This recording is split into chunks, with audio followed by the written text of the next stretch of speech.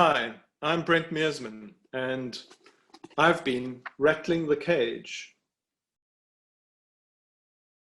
I think that there's a lot of confusion out there, and they're very strong but competing narratives as to why South Africa looks the way it does today. Legacy of the past certainly plays a role, but if you look at the divisions at the moment, especially in the ANC and the different factions, they're both trying to tell a very different story as to what's gone wrong and why it has gone wrong. And we can see that centered in the Zondo Commission.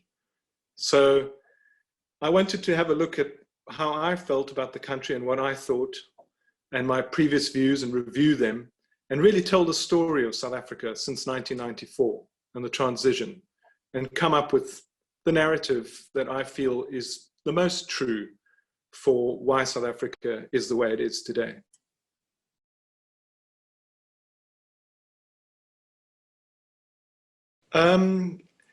I think that it's interesting. There's no real total changes in the sense that I almost don't believe in complete reversals of views anymore. What's happened is my views have become much more nuanced, much more of the gray area.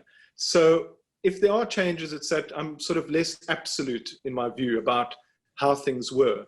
I can see arguments on both sides, and I think it's a matter of looking at things in a more subtle way.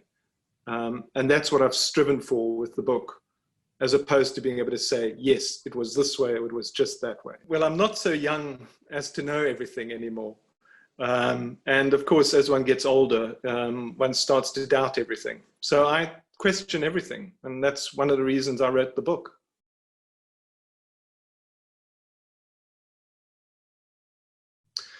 Well, the biggest shift, I suppose, is that in 1994, I really thought we had cracked it. I really thought the miracle had happened. I was incredibly optimistic about the future. I looked at the quality of the people in the ANC. I looked at Mandela, Sisulu.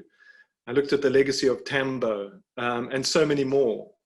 And I thought, wow, we are such a lucky country, and we're in such safe, good hands. And I suppose my shift has been the realization that, well, a lot of people have betrayed us. A lot of people have betrayed the cause. Things fell apart quite quickly. And I'm still optimistic. I mean, I've seen how dark a place we were in the 1980s, and we came out of that. We're nowhere nearly as dark a place. However, the solutions are much more difficult. The solution in the past was very easy. Get rid of apartheid, everything will be fine. We have to keep positive. I still believe in the future for South Africa, very much so, but it's going to take work, and it's going to take talking to each other and a lot of thinking.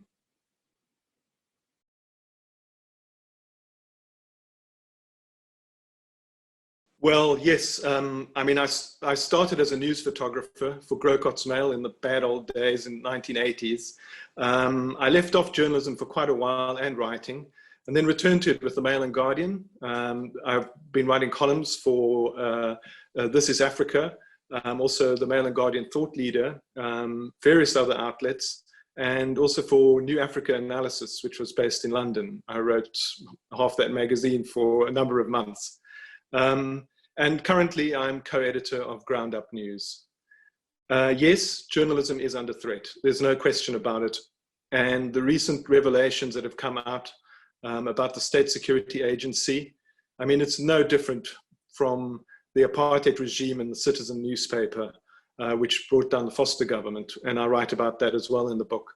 There's a lot of people at work trying to undermine the press and the media. And yes, our freedoms are in danger. And there's talk of media tribunals, there's talk of all kinds of things. Media freedom is too important to be left just to journalists. We all need to fight for the freedom of the press.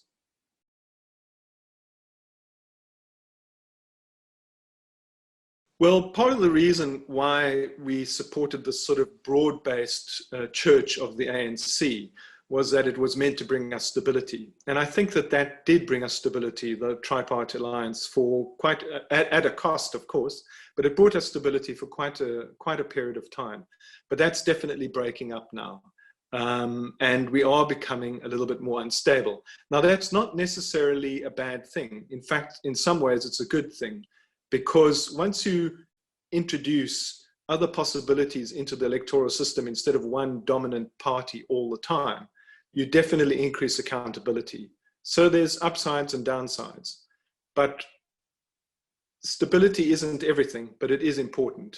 And it's really more important that we're stable as a society more than stable in terms of who governs and how often they govern and how often we change our government.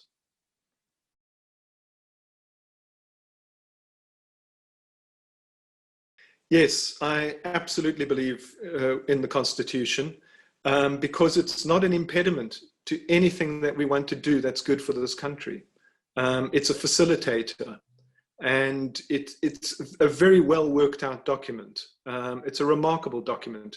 Of course, nothing is sacred. Of course, there can be changes made. But the overall tenet of it, its overall view of a human value-based society, people-centered, is completely sound. And so I do think the Constitution is the document that we need to rely on more than anything else.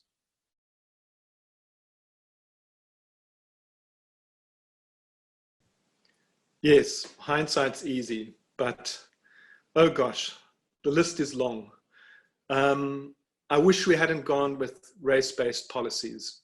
I think that's been a mistake. I wish we had found ways to concentrate on poverty and on poor people and uplifting them, as opposed to being obsessed with race and transformation at the top only. I wish Mbeki hadn't made such a complete mess of AIDS. I wish he had also not so bullied and alienated the left that they threw all their support behind a man like Jacob Zuma, and that we got Jacob Zuma as a president for all the wrong, for good reasons, but for all the wrong reasons in the end, because he was the wrong guy. Those are some of the things I wish we had done. I wish that we had prosecuted the people who did not come forward to the TRC, and those who did come forward and didn't make full disclosure. We sacrificed justice in the name of truth, and the people that did not honor that bargain, I wish we had aggressively gone after them and prosecuted them and stopped this culture of impunity.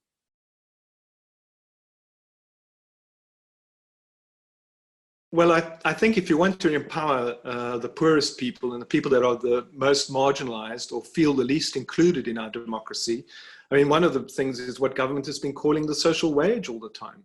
And that is that we need to have hospitals that function, an education system that's free and functioning, transport that's cheap and accessible. I mean, just those basic things. That is economic empowerment, empowerment to people on a daily basis on a massive scale.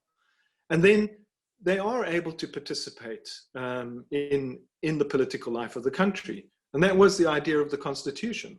The idea of the Constitution was that we were a people-centered democracy. I mean, the Constitution is based on the principle of, you know, nothing about us without us. And so that people are involved in every law and every decision that affects them.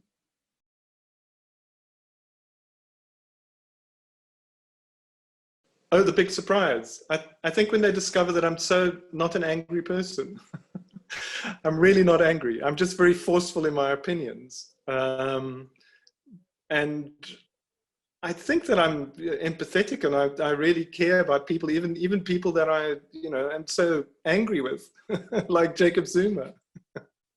I understand a lot about him, and I think I give a bit of an empathetic angle to him as well in the book, surprisingly.